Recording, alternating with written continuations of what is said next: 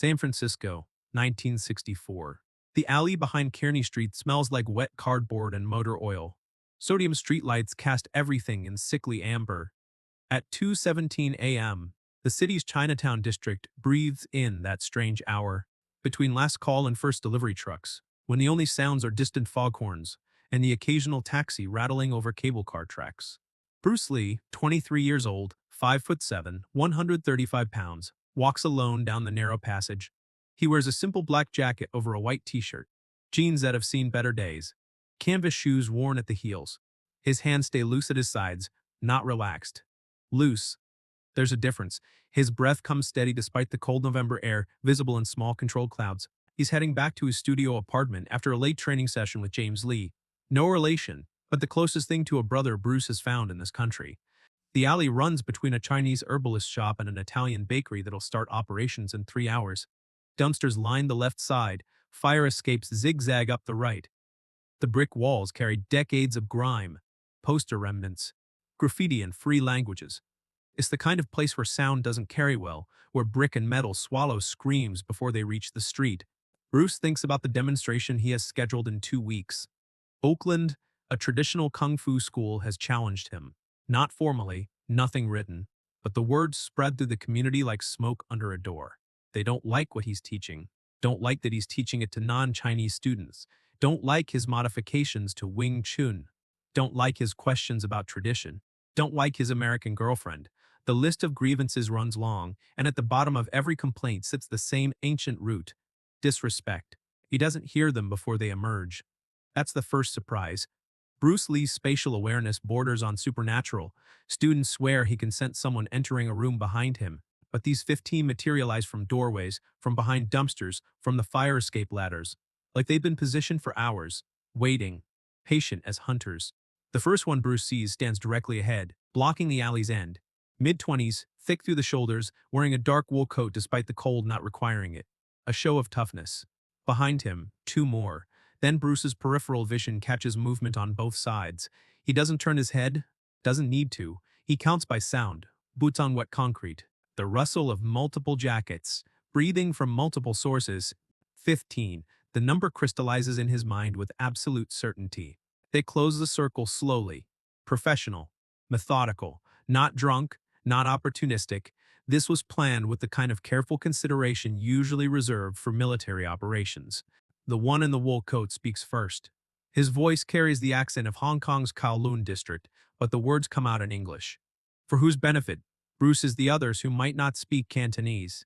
Or simply because English makes it official, makes it a statement that transcends clan and dialect. You've been disrespecting the traditional schools. Not a question. An accusation delivered like a judge reading a verdict already decided. His hands stay in his coat pockets. The confidence of someone who knows 15 against 1 doesn't require a ready stance. Bruce stops walking. The wet concrete reflects the sodium lights, makes everything look like it's underwater. His voice comes out quiet, conversational, almost. I respect what works. I question what doesn't. There's a difference. You teach our secrets to outsiders. I teach principles. Principles don't belong to anyone. You disrespect the masters. I honor what they discovered. I refuse to worship their limitations. The circle tightens. Now Bruce can see them all clearly. Ages ranging from maybe 19 to mid-30s. Different body types, some lean and trained, others thick with street muscle. Different styles represented. He recognizes northern Shaolin stances, Hung Gar postures, white crane positioning. This isn't one school. This is a coalition. Someone organized this. Someone convinced multiple schools to pool their enforcement resources. That means this isn't just a beating. This is a message meant to travel. A story they expect to tell afterward. A warning that will ripple through every Kowloon from here to Los Angeles. We're going to teach you what happens to those who forget their place. Bruce's hands come out of his pockets, still loose. His feet shift slightly, imperceptible to anyone who doesn't understand footwork. His weight settles. His breathing doesn't change when he speaks. His voice carries no anger, no fear, just a simple question delivered with genuine curiosity. All of you at once. You think you're too good to fight with honor? I think honor is a word people use when they want to set rules that favor them. The first one moves from Bruce's left, a grab attempt, trying to secure his arm for the others to swarm. Bruce's reaction defies the limitations of human reflex speed. His body rotates, and the grab meets empty air where his shoulder was a fraction of a second earlier. His right hand, open, fingers together, strikes the attacker's throat with surgical precision. Not hard enough to crush, hard enough to close the windpipe temporarily. The man drops gasping, trying to remember how to breathe. Then they come like a wave. Two, from the right. Bruce's front kick catches the first in the solar plexus, all 135 pounds channeled through the ball of his foot into the bundle of nerves beneath the sternum. The man's eyes go wide. His diaphragm spasms. He folds like someone cut his strings. The second one throws a punch that would have broken Bruce's jaw if it landed.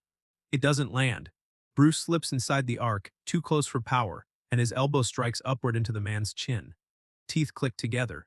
The man staggers backward into a dumpster. Three more converge. One grabs Bruce's jacket from behind. Finally, they've learned grabbing is safer than striking this particular target. Bruce doesn't pull away. Instead, he uses the grip as an anchor, jumping, pulling his knees to his chest, and planting both feet into the chest of the man directly in front. The physics are simple, but devastating. The man holding the jacket provides resistance, and Bruce's leg press launches the target backward with amplified force. He crashes into two others. All three go down in a tangle of limbs. The one holding Bruce's jacket tries to lock in now that the target's off balance. Bruce's head snaps backward. The headbutt catches the man's nose with that distinctive wet cracking sound of cartilage. Separating. Blood flows immediately, hot and copper-scented in the cold air. The grip releases. Bruce spins, and his spinning back fist catches another attacker across the temple. The kind of blow that doesn't knock someone out, but scrambles their equilibrium, sends their inner ear spinning until they can't tell up from down. The alley fills with the sounds of violence. Grunts, impact thuds, bodies hitting brick and metal. Someone's trying to grab his legs now. A tackle attempt. Bruce's knee rises, meets the descending face. More blood, another one down. They keep coming. No coordination. Now the careful planning has dissolved into desperate individual attempts to land something, anything, on this target who moves like water and strikes like steel cable. A punch glances off Bruce's shoulder. The first one to land anything. The attacker looks almost surprised by his success. That moment of surprise costs him Bruce's three-punch combination. Straight lead to the face, hook to the body, uppercut to the jaw, happens in the span of a single heartbeat. The mathematics of leverage and timing and precision. The man drops. Someone produces a chain. It whips through the air with that distinctive whistling sound. Bruce's arm rises, deflecting it with his forearm. The chain wraps around it once. Instead of trying to unwrap it, Bruce pulls, yanking the chain wielder off balance, straight into a sidekick that empties the man's lungs with a whooshing sound like air from a punctured tire. Time loses normal structure. It could be 30 seconds, could be 3 minutes. Bruce's breathing stays controlled, in through the nose, out through the mouth. His heart rate elevated but nowhere near panic levels. This is physiology responding to exertion, not fear. Each movement flows from the last. No wasted motion, no telegraphing, no dramatic stances or shouted kias. Just efficiency perfected to the point where it looks impossible. One attacker swings a trash can lid. Bruce ducks, and his return strike, a palm thrust to the sternum, sends the man stumbling backward until his spine hits brick with a dull thud. He slides down the wall, sitting, eyes unfocused. Another comes with a knife. Small, a folding blade maybe 3 inches. Dangerous in close quarters. Bruce's kick to the wrist sends the knife clattering across wet concrete into darkness. His follow-up kick to the knee, not breaking it, but hyperextending it, drops the man screaming. Now there's space, bodies on the ground. Some groaning, some silent, some trying to crawl away. The ones still standing have backed up, creating distance, reassessing. The leader in the wool coat hasn't engaged yet. He's been watching, processing, understanding something that makes his earlier confidence curdle into something else. Bruce stands in the center of the alley, his breathing deep but steady, small tears in his jacket, his knuckles bleeding, not from being hit, but from hitting, his right forearm showing the red mark where the chain wrapped. But he's standing balanced, ready. The sodium lights cast a shadow long across the wet concrete, stretched between the bodies. Are we done? His voice carries no triumph, no mockery, just a genuine question. The leader's hands finally come out of his pockets, but he's not attacking, he's showing he won't. A subtle surrender. When he speaks, the confident judgment has drained away. The police files, everyone who goes to the emergency room tonight, They'll all have the same injuries. Bruce nods once. Same targets, same techniques, same level of force. I wasn't trying to kill anyone. I was trying to stop 15 people from killing me. There's a difference. They're going to ask questions. 15 men with identical injuries, same broken bones, same soft tissue damage, patterns. Then they'll know it wasn't a gang fight. They'll know it was one person defending himself efficiently. That's what forensic evidence does. It tells the truth. One of the downed men groans, trying to sit up. Bruce walks over, offers his hand.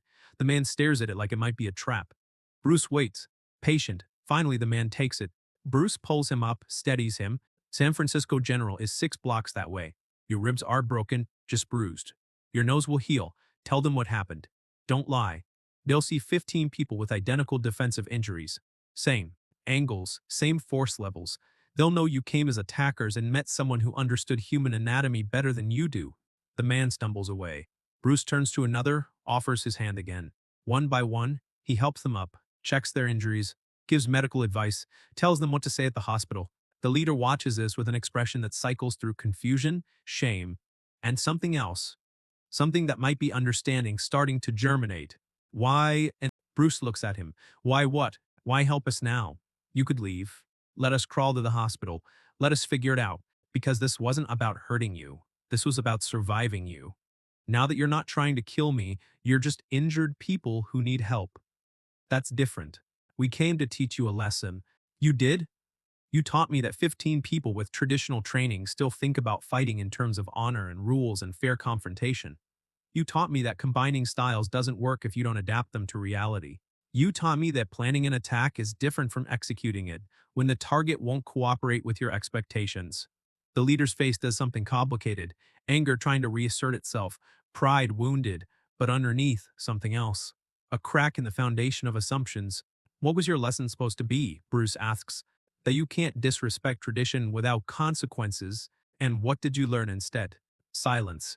The alley sounds return, distant foghorns, a siren blocks away, water dripping from a fire escape. Finally, the leader speaks, and his voice carries a weight it didn't before. That maybe tradition survives by adapting, not by enforcing. Bruce nods. The old masters discovered incredible things, principles of leverage and timing and structure that work because they're based on physics and human anatomy. Those things are sacred, but the styles they wrap those principles in, those were just the best solutions they could find, with the knowledge they had, treating the style as sacred. That's how knowledge dies. They'll never accept that the masters, some will, some won't, but their students are watching. And every time someone like you goes back and tells this story, some student somewhere will start asking questions. That's how change happens. Not through revolution, through accumulated doubt that eventually reaches critical mass. Bruce helps the last man up. This one's younger, maybe 19, his jaw's already swelling purple. He'll have trouble eating for a week. When he speaks, it comes out slurred around the injury. You could have killed us. Yes. Why didn't you? Because killing you doesn't teach anyone anything except fear. Fear makes people defensive. Defensive people don't learn. They just get better at defending. The young man stumbles away with the others. They help each other now. Enemies turn into casualties with a shared experience. The leader stands alone, facing Bruce. The space between them carries all the weight of the last few minutes. The challenge in Oakland. 2 weeks. What about it? They'll come harder than we did. They'll have masters. Real masters, not students. They'll have weapons. They'll have strategy. I know. You'll go anyway. Yes. Why? Bruce looks up at the sliver of sky visible between the buildings, stars invisible through the city's light pollution, but he knows they're there anyway. Because if I don't, then tradition wins by forfeit, and the next generation of students learns that you can silence questions with threats. That's how knowledge dies, how entire lineages of understanding get lost because someone 100 years ago decided his way was the only way, and everyone after just obeyed. You sound like a revolutionary. I sound like someone who thinks every generation should build on what came before, not just repeat it. That's not revolution. That's evolution. The leader reaches into his coat. Bruce's stance shifts slightly, ready, but the man pulls out a card, places it on the ground between them, steps back. When he speaks, his voice carries something that might be respect or might be warning or might be both. My name is Chen Jiang. I study Northern Shaolin under Master Wang. When the police look at those files, when they see 15 men with identical injuries, they're going to ask questions. They're going to want to know how one person does that. You should have an answer ready. I'll tell them the truth. 15 people attacked me. I defended myself. The injuries match because I used the same techniques on the same targets with the same level of force. That's not mystery. That's consistency. They'll want to know what you are. I'm a martial artist who understands that fighting 15 people at once means you don't get to fight them one at a time. You fight them all simultaneously. Every strike does double duty, creates distance, creates obstacles, creates hesitation. You use their numbers against them, turn their strength into weakness by making them get in each other's way. Chen Jiang nods slowly, picks up his card from the ground, puts it back in his pocket, walks toward the alley's entrance where the others have gathered. A cluster of broken men trying to figure out how to get to the hospital without losing what's left of their dignity. Bruce watches them leave. The alley returns to its pre-violent state, just wet concrete and sodium lights and the smell of cardboard and oil, like the last few minutes happened in a different dimension that only occasionally overlaps with this. 1. He flexes his right hand. Knuckles split. They'll heal. Everything heals if you give it time and don't let pride infect the wound. He continues walking. Same direction, same destination. The only difference is now he knows for certain that the Oakland Challenge won't be a demonstration. It'll be a war. And unlike tonight, they'll come prepared for what he can do. They'll have watched him, studied him, planned for him specifically. That's fine, let them plan. Planning assumes you know what you're facing, and everyone who... His face Bruce Lee underestimates the same thing. Not his speed or power or technique, but his absolute refusal to play by rules that don't serve survival. San Francisco General Hospital, 3:47 a.m. 15 men arrive over the course of 90 minutes. Some in pairs, helping each other, some alone, stumbling to the emergency room doors looking like they were hit by the same truck. The night shift nurses exchange glances as the pattern becomes clear. Similar injuries, fractured ribs with the same angular impact pattern, broken noses with identical septal deviation, soft tissue damage to throats, showing the same finger width marks, hyperextended knees, showing the same posterior force, vector, contusions to temples with the same circular pattern, jaw fractures with the same upward trajectory, solar plexus damage with the same localized hemorrhaging. Dr. Patricia Morrison, trauma resident 6 months from finishing her fellowship, stands in the break room at 5 a.m. with 15 intake charts spread across the table like evidence at a crime scene. She's seen bar fights, seen gang violence, seen domestic incidents, but this is different. This is pathology telling a story that shouldn't be possible. She calls the police before the sun rises. Detective James Murphy arrives at 6:30 a.m. with his partner, a younger man named Rodriguez, who still thinks cynicism is the same as experience. They interview the patients one by one. Get 15 versions of the same story with minor variations. They were in an alley, there was a confrontation, there was a man, one man, 15 of them, one of him, and then the injuries. Murphy's been a detective for 19 years. He's interrogated hundreds of suspects, knows when people are lying, knows when they're coordinating stories. This isn't that. This is 15 people independently describing something they still don't understand, trying to make sense of a physical reality that doesn't match their assumptions about how violence works. At 9 a.m., Murphy sits in his office with the forensic reports. Dr. Morrison's analysis is thorough and disturbing. All patients present with injuries consistent with strikes from a single individual of approximately 130–140 pounds, based on force calculations. Injury patterns suggest advanced knowledge of human anatomy and precise targeting of vulnerable structures. No injuries appear excessive or intended to cause permanent damage. Instead, each injury demonstrates exact force calibration designed to incapacitate without destroying. Most consistent explanation. Single martial artist with exceptional skill engaging multiple opponents in rapid succession. Rodriguez reads over his shoulder. That's impossible. The evidence says it isn't. One guy doesn't fight 15 guys and walk away. One guy doesn't, but apparently this guy did.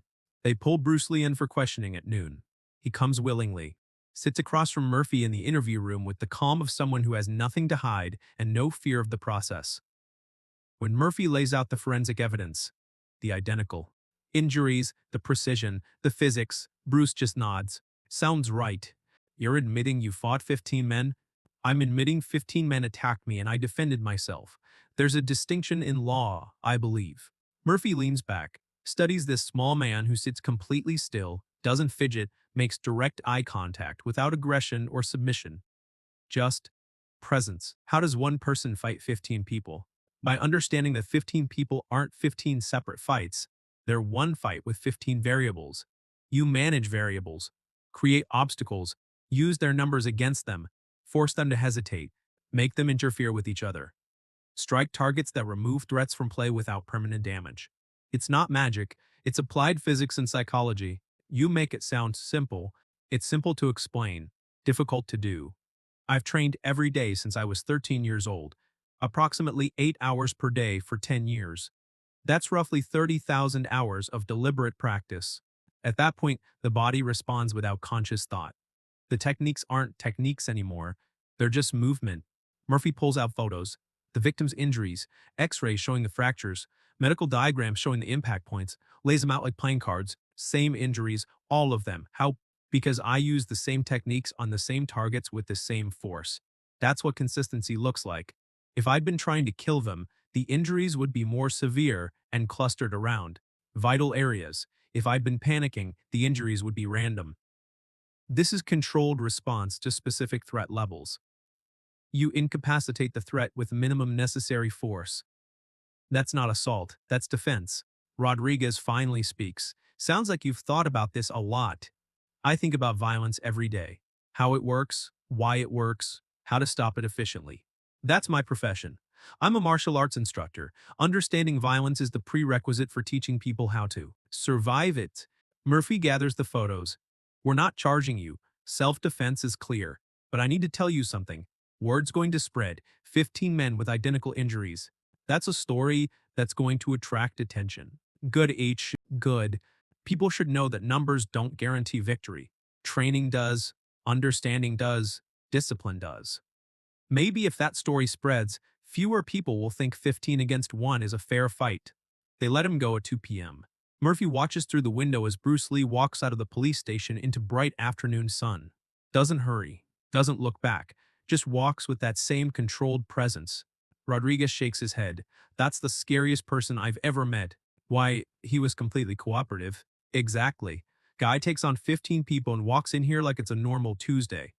What would it take to actually scare someone like that? Murphy doesn't answer. Some questions don't have comfortable answers. The story spreads exactly as Murphy predicted. Within a week, every martial arts school in California has heard some version of it. The details mutate. Some versions have 20 attackers, some have 30. Some versions have Bruce Lee fighting for 10 minutes, some say 5. But the core remains consistent. One man, multiple attackers, identical injuries, forensic proof. Traditional masters respond according to their nature. Some dismiss it as exaggeration. Some use it as evidence that modern approaches are dangerous and disrespectful. Some secretly wonder if maybe the questions Bruce Lee keeps asking deserve answers instead of punishment.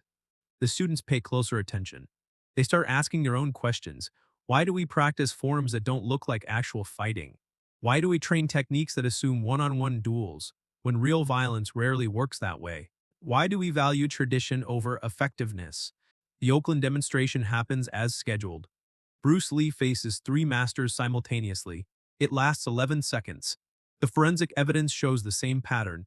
Identical injuries, precise targets, minimum necessary force.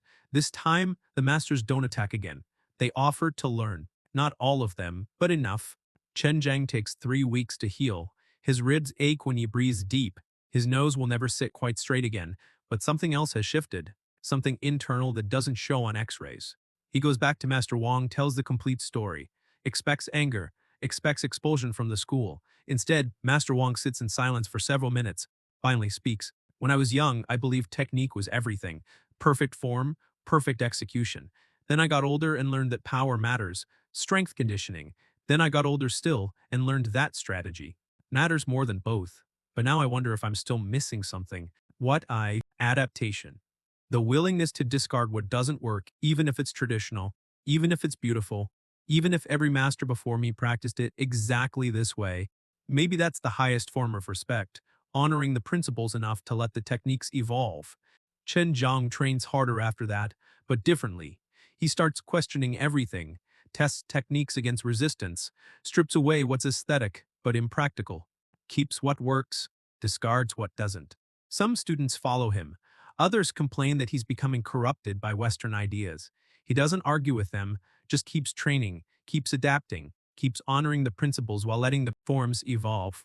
15 years later, he opens his own school, teaches a hybrid system that his former master would barely recognize. But the principles, leverage, timing, structure, economy of motion, those remain sacred. Just the expression has changed, evolved, adapted. He tells his students about the alley, the 15 attackers, the identical injuries, the police files that proved precision is possible even in chaos, uses it as a lesson about humility, about the danger of certainty, about the difference between respecting knowledge and worshiping tradition.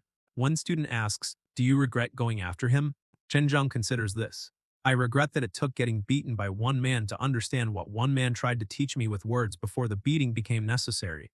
But I don't regret the lesson, only that I required such an expensive tuition to learn it." San Francisco, 1973. Bruce Lee dies in Hong Kong at age 32. The news reaches America in waves. First the shock, then the theories, then the investigations. Finally, reluctant acceptance of a tragic, mundane medical event. Cerebral edema from allergic reaction to pain medication. Nothing mysterious, nothing cinematic, just a young man dying too soon. Chen Zhang, now 34, reads the obituary in his school's office. Behind him, students practice the hybrid forms he's developed. Wing Chun structure with boxing footwork, traditional stances with grappling entries, philosophical discipline with practical testing. He's built something that honors what came before while serving what is. He thinks about that alley, about how 9 years feels like both yesterday and a lifetime ago, about how one person can contain multitudes of influence that ripple outward in ways they never witness. Bruce Lee never saw Chen Zhang's school, never knew that the man who once tried to beat tradition into him instead learned to evolve tradition because of him. That's how legacy actually works. Not through monuments or memorials, through small moments in alleys where someone chooses teaching over destroying, through injuries that heal into understanding, through questions that spread like seeds until they bloom decades later in schools that wouldn't exist without them. The police files remain. Somewhere in a San Francisco records facility, there's a folder containing medical charts showing 15 men with identical injuries, physical proof that precision is possible, even when facing overwhelming numbers. That knowledge applied with discipline defeats force applied through confidence. That one person who understands principles will always overcome 15 people who only memorize techniques. You've heard this story now. Maybe you believe it. Maybe you think it's exaggerated. Maybe you're already searching online for the police files, trying to verify if this really happened exactly this way. That's fine. Chase the facts, question the narrative. Bruce Lee would approve that.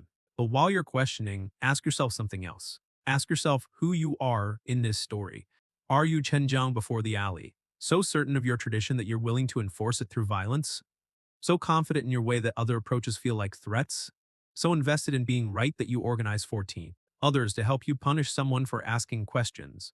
Or are you Chen Zhang, after the alley, someone who learned that tradition survives by adapting, not by enforcing?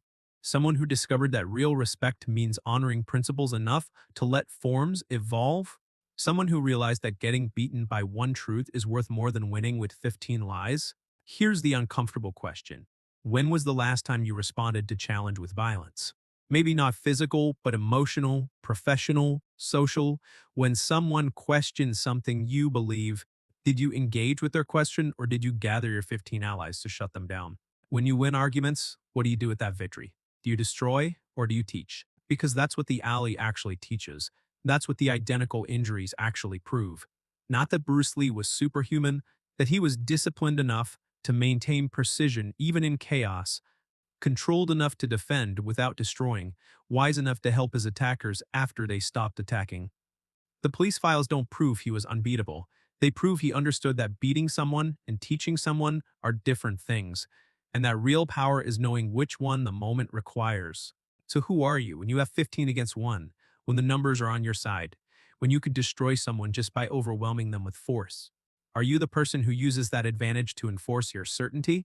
Or are you the person who maintains enough control to leave room for everyone to heal into something better? The files are waiting, not in San Francisco, in your own life. In the pattern of identical injuries you've left on people who questioned you, the precision of your violence, the consistency of your force. Look at the evidence.